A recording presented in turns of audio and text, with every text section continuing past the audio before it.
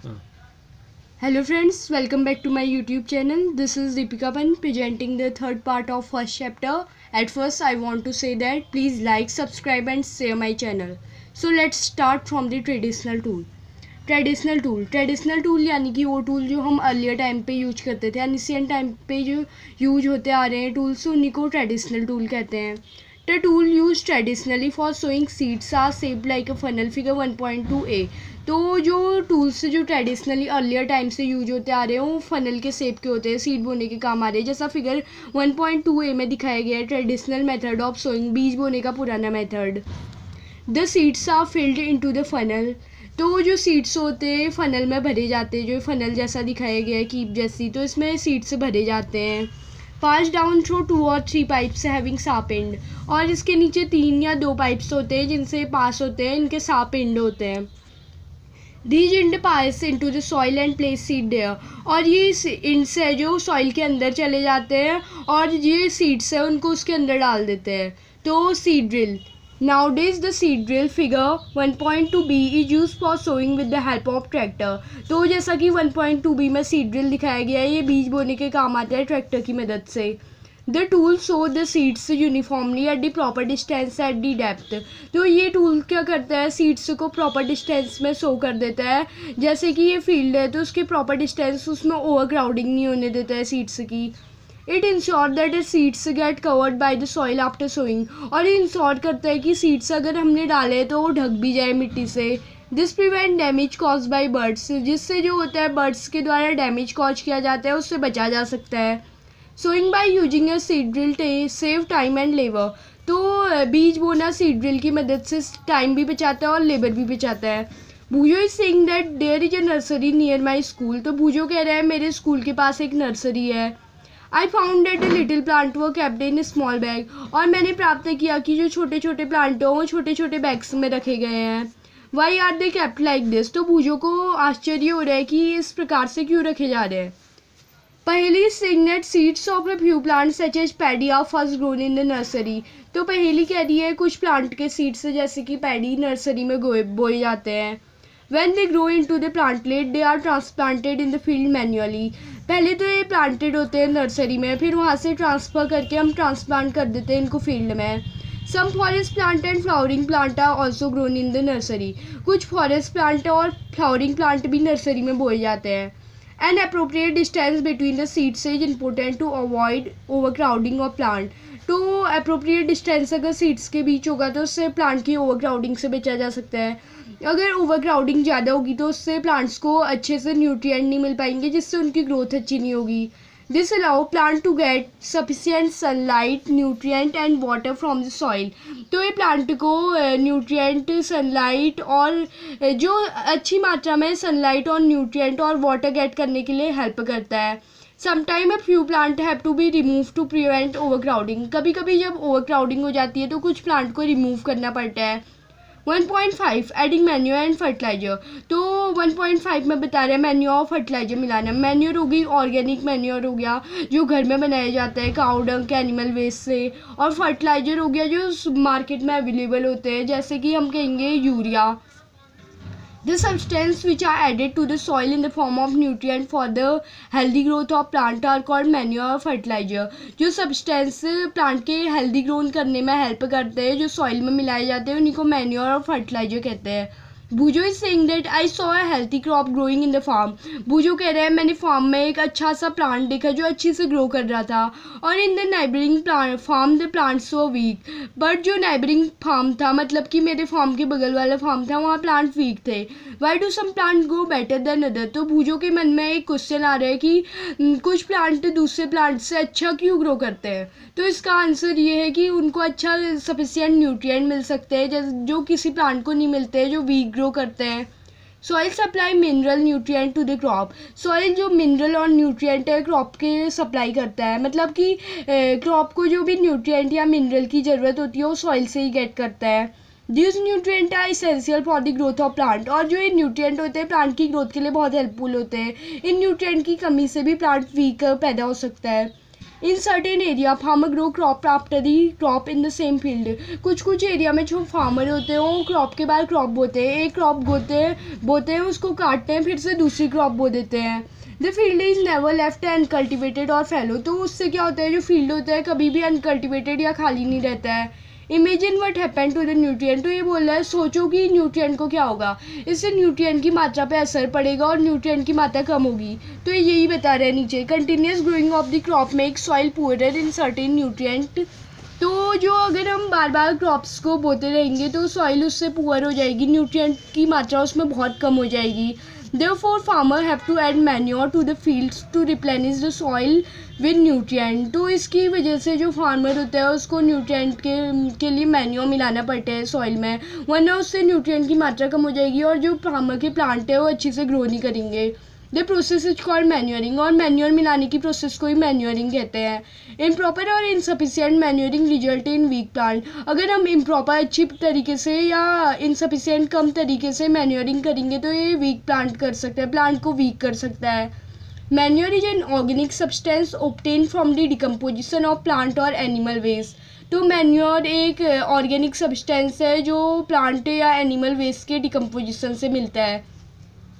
Farmer dump plant and animal waste in the pits at open places and allow to decompose। तो farmer क्या करते हैं, गड्ढा खोदते हैं जिसमें अपना सब्जी, बची हुई सब्जी या एनिमल वेस्ट सबसे अपने लिए खाद बनाते हैं जो फील्ड में डालते हैं और जो प्लांट की ग्रोथ के लिए बहुत हेल्पफुल होती है। The decomposition is cause by some micro organism. और जो ये डिकम्पोजिशन होता है सॉइल के अंदर ये कुछ माइक्रो ऑर्गेनिज्म की मदद से किया जाता है। The decompose matter is used as an organic manure. जो डिकम्पोज मैटर होता है ऑर्गेनिक मैन्योर की मदद से होता है। You have already learn about vermicomposting in class 6th। तो आपने ऑलरेडी पढ़ चुके हो वर्मी कंपोजिटिंग के बारे में क्लास 6th में। एक्टिविटी 1.2 क्रियाकलाप 1.2। टेक मूंग और ग्राम सीड्स एंड जर्मिनेट दैम। कुछ मूंग या ग्राम चने की या मूंग दाल की सीड्स लो और उनको जर्मिनेट करो। Select 3 equal size seedling out of these. इनमें से 3 बराबर साइज के सीड्स लो जैसे लोग चुन रहे हैं। नाउ टेक 3 इम्प्लिटी ग्लासेस और सिमिलर वेसल। 3 ख़त्म ग्लासेस लो या सेम टाइप के वेसल लो जैसा कि ड्राइंग में दिखाया गया है। 3 सेम टाइप के ग्लासेस या सिमिलर वेसल से कुछ बर्तन ले लो सेम टाइप के।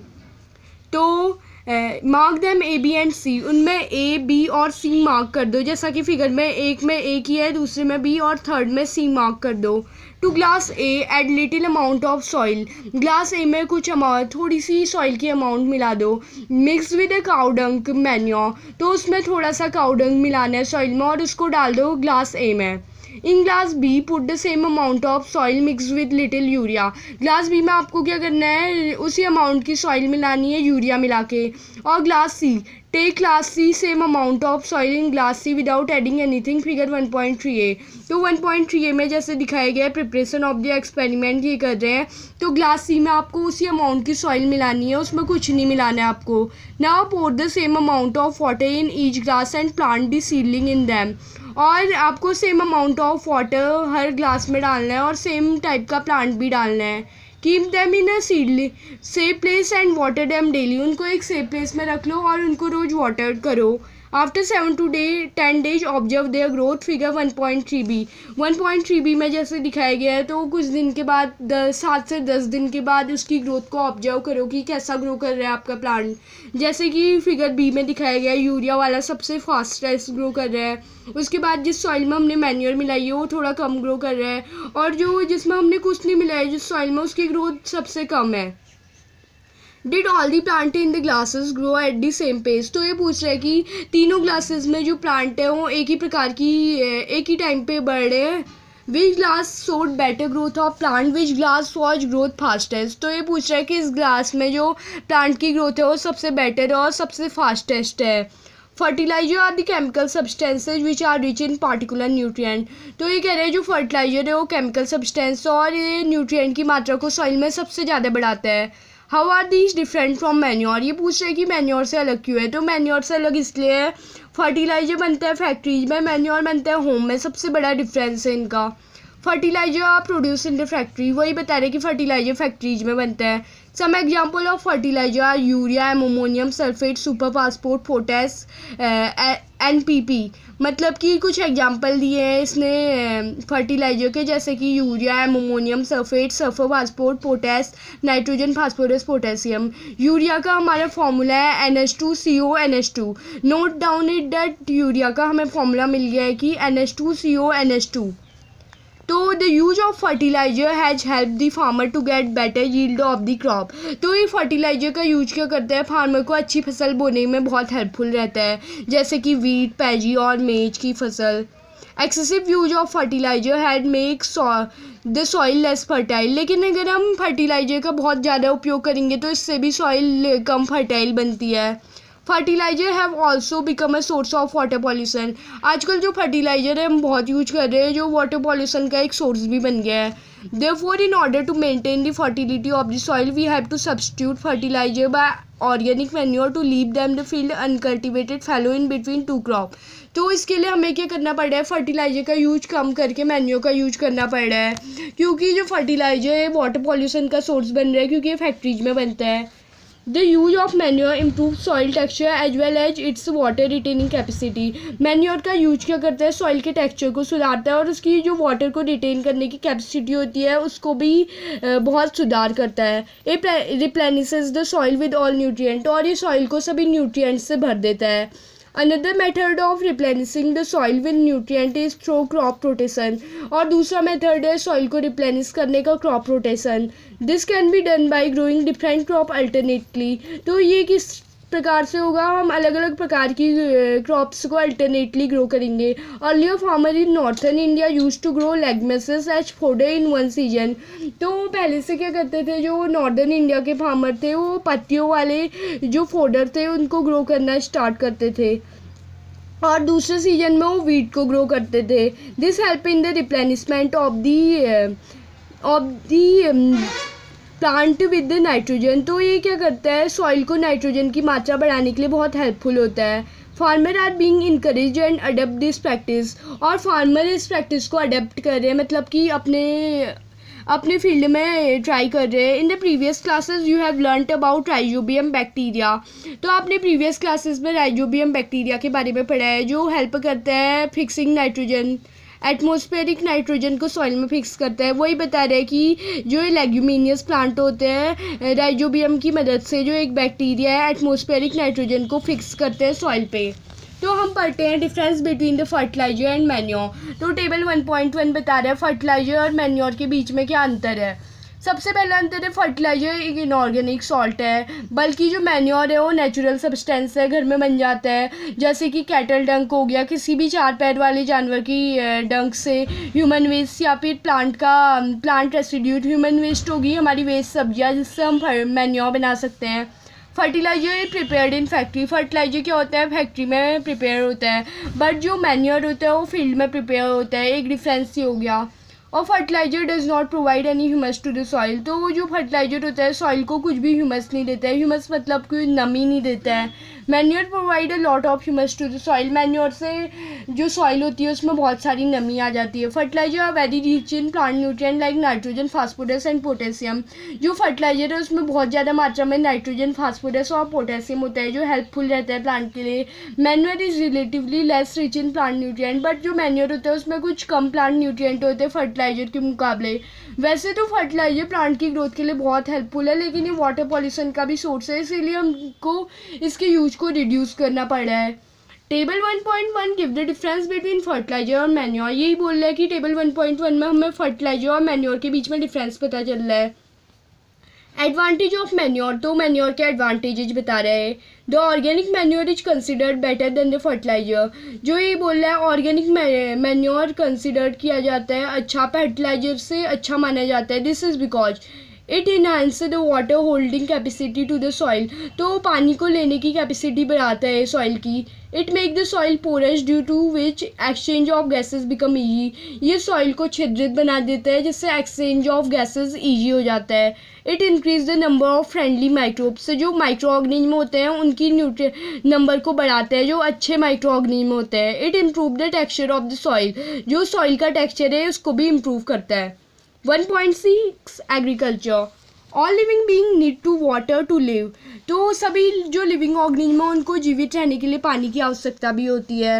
Water important for proper growth and development of flowers, fruit and seeds of plant. और वाटर बहुत इंपॉर्टेंट होता है किस किस की ग्रोथ के लिए, फ्लावर, फ्रूट और प्लांट की सीड के लिए भी। अगर हम इरिगेशन की बात करें, इरिगेशन मतलब सिंचाई होती है। Along with water, mineral and fertilizer are also absorbed. Plant contain nearly 90% water. तो फर्टिलाइजर और मिनरल के अलावा जो प्लांट होते हैं 90% वाटर को भी कंटेन कर एब्जॉर्ब कर सकता है।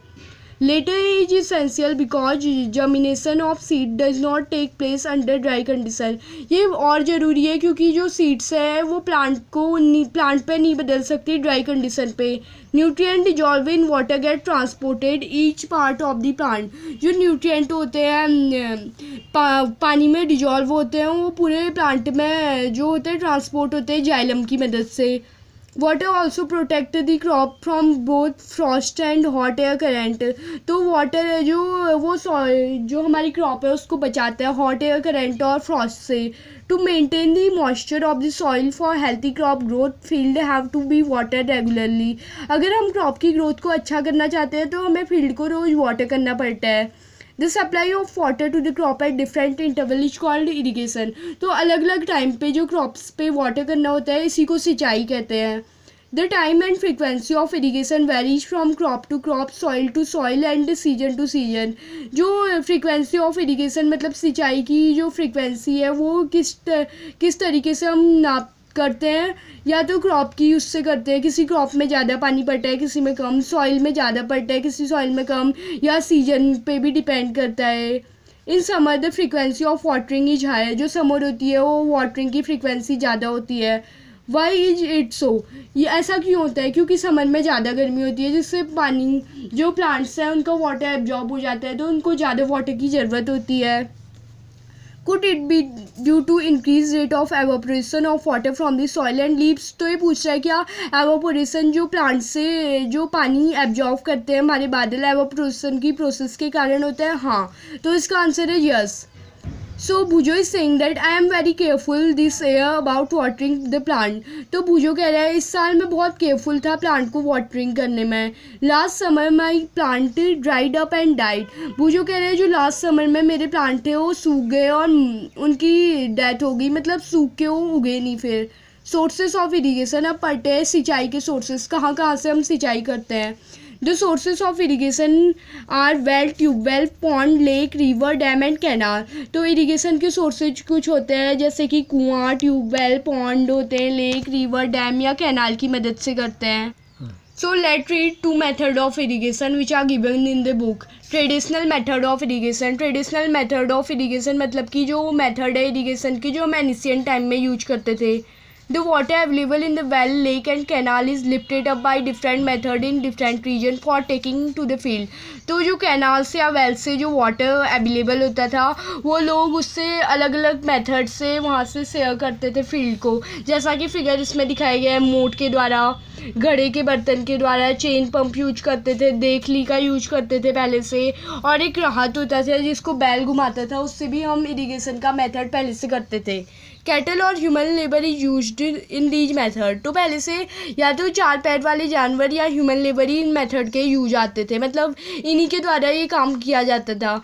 सो these method are cheaper but less efficient. तो ये जो मेथड थे सस्ते तो होते थे लेकिन ये ज़्यादा प्रभावित नहीं होते थे, इनसे ज़्यादा प्रभाव नहीं पड़ता था। The various traditional ways are, जो पहले से ट्रेडिशनल वेज होते थे, मोट पुलिस सिस्टम, जैसा कि मोट 1.4a में दिखाया गया है मोट सिस्टम, और सेकंड था चेन पंप जैसा 1.4b में दिखाया गया है। देखली जैसा 1.4c में दिखाया गया है, एंड 1.4d में दिखाया गया है कैटल की मदद से राहत वाला। Pumps are commonly used for lifting water, diesel, biogas, electricity and solar energy is used to run the pumps. तो पम्प्स कॉमनली वाटर को लिफ्ट करने के काम आते थे। डीजल, बायोगैस, इलेक्ट्रिसिटी और सोलर एनर्जी पंप को दौड़ाने के काम आती थी। अब पढ़ते हैं modern method of irrigation. Modern method of irrigation मतलब जो आजकल के समय में हम इरिगेशन के मेथड हैं। Modern method of irrigation help us to use water economically. तो आजकल के जो मॉडर्न मेथड है इरिगेशन के, वो हमें वाटर करने के लिए बहुत हेल्पफुल होते हैं। The main method are is follow. तो कुछ मेन मेथड दिए गए हैं। आजकल जो हम मेथड यूज कर रहे हैं इनसे वाटर की वेस्टेज सबसे कम होती है। स्प्रिंकलर सिस्टम, जैसा कि 1.5a में दिखाया गया है। तो इस सिस्टम को मैं अपने तरीके से समझाती हूँ। जैसे कि हमारे पंप होता था, इससे हम पाइप के द्वारा शेयर करते हैं पानी। तो इसमें एक स्प्रिंकलर लगाए गए होते हैं सभी पाइप्स में, जिससे पूरे खेत में स्प्रिंकलर हो जाता है पानी नोजल के द्वारा। ऐसा ही ड्रिप सिस्टम है। ड्रिप सिस्टम का ड्राइंग दिखाया गया है। तो यहाँ से जो पाइप के द्वारा ये सीड्स की रूट तक पानी पहुंचता है, और ये रूट्स में ड्रॉप बाय ड्रॉप पानी जाता है, जिससे इसमें कुछ भी वेस्टेज नहीं होती है वाटर की, और इनको अच्छे से प्लांट वाटर मिल जाता है। Protection from weeds 1.7। तो वीड्स से बचाना। वीड्स मतलब हो गई जो फालतू घास वास उगती है खेत में, उसी को वीड्स कहते हैं। Bhujo and Paheli went to nearby wheat field and saw that there was some other plant in the field। तो भूजो और पहेली अपने आसपास के फील्ड में गए और देखा कि वहाँ कुछ अदर प्लांट भी उगे थे, फालतू प्लांट। तो भूजो कह रहा है have these other plant being planted purposely. तो भूजो पूछ रहा है कि ये जो अदर प्लांट्स हैं इनको भी किसी पर्पस से प्लांट किया गया है। In a field many other undesirable plant में grow naturally along with the crop. तो फील्ड में क्या होता है, कुछ अनडिजायरेबल प्लांट मतलब जो हमने नहीं डाले होते हैं वो भी उग जाते हैं naturally. These undesirable plant are called weeds. और इन्हीं प्लांट्स को हम वीड्स कहते हैं, जो घास उगती है हमारे खेत में जो हम निकालते रहते हैं।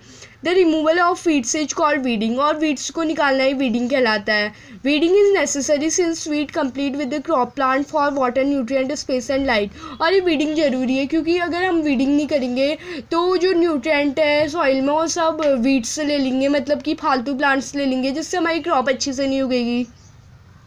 दस they affect the growth of the crop. तो इससे हमारी क्रॉप की ग्रोथ को भी असर पड़ेगा। Some weeds interface between in harvesting and may be poisonous for animal and human being। तो कुछ weeds जो हार्वेस्टिंग में बहुत सा इंटरफेयर करते हैं और एनिमल और ह्यूमन बीइंग के लिए वो पॉइजनस भी हो सकते हैं। Farmer adept many ways to remove weed and control their growth. तो फार्मर ने बहुत सारे वेज का यूज किया है इनकी वीड्स की ग्रोथ को कम करने के लिए या कंट्रोल करने के लिए। Tilling before sowing of crops help in the uprooting and killing the weeds. Tilling मतलब जो हम जोतते हैं खेत, तो ये वीड्स को उखाड़ने के लिए भी बहुत नेसेसरी होता है। Which may then dry up and get mix with the soil. तो जो मरे हुए वीड्स हैं वो सॉइल में मिक्स हो जाते हैं। The best time for the removal of weeds is before they produce flower and seeds. उन जो वीड्स हैं उनको उखाड़ने का सबसे अच्छा समय होता है जब वो फ्लावर और सीड्स को प्रोड्यूस करते हैं, उससे पहले ही हमें वीड्स को हटा लेना चाहिए। The manual removal include physical removal of weeds by uprooting और cutting them close to the ground from time to time. तो एक मेथड तो ये हो गया कि हम उसको टाइम टू टाइम कट करते जाए वीड्स को किसी खुरपी की हेल्प से। So this is done with the help of खुरपी। जो चाकू जैसा होता है जिससे हम खुरपी से निकालते हैं वीड्स को, तो उसकी हेल्प से होता है। और seed drill figure 1.2b is also use to approve the weeds. तो जैसा कि हमारे आगे पेज में सीड ड्रिल दिखाया गया है 1.2b में, ये भी वीड्स की ग्रोथ को कम करने के लिए हेल्पफुल होता है। तो अब देखते हैं weeds are also control by using certain chemical like weedicide. आजकल हम खेतों में वीडीसाइड छिड़क रहे हैं, जैसे ही स्प्रेइंग द वीडीसाइड छिड़क रहे हैं। ये हमारे लिए हेल्पफुल नहीं होता है, बहुत हार्मफुल होता है, लेकिन वीड्स के रिमूवल के लिए बहुत हेल्पफुल होता है और क्रॉप को भी कुछ हार्म नहीं पहुँचाते हैं। लाइक 2,4D और इनके नाम कुछ 2,4D टाइप के हैं। These are spread in the field to kill the weeds. से ये जो वीडीसाइड है ये फील्ड में स्प्रे किए जाते हैं वीड्स को मारने के लिए। They do not damage the crop. से क्रॉप को डैमेज नहीं करते हैं। The weedicide are diluted with water to extend required and spread in the field with the help of sprayer. तो वीडीसाइड होता है, इसको पानी में मिला के हम स्प्रेयर की मदद से स्प्रे करते हैं पानी में, जैसा यहाँ ड्राइंग में दिखाया गया है। तो Bhujo is asking that do weedicide have any effect on the person handling the weedicide sprayer। तो भूजो के मन में एक क्वेश्चन है कि ये वीडीसाइड से क्या जो स्प्रेयर है उसके भी कुछ हार्म कॉज हो रहा है। As already mentioned, the weedicide are sprayed during the vegetative growth of weed before flowering and seeds formation. तो पहले ही मेंशन कर दिया, पहले ही बता दिया कि वीडिसाइड वेजिटेटिव प्लांट की ग्रोथ के लिए, वीड्स को हटाने के लिए बहुत इंपॉर्टेंट होते हैं. स्प्रेइंग ऑफ वीडिसाइड में affect the health of farmer. और वीडिसाइड का स्प्रे करना फार्मर की हेल्थ के लिए बहुत हानिकारक भी होता है. So they should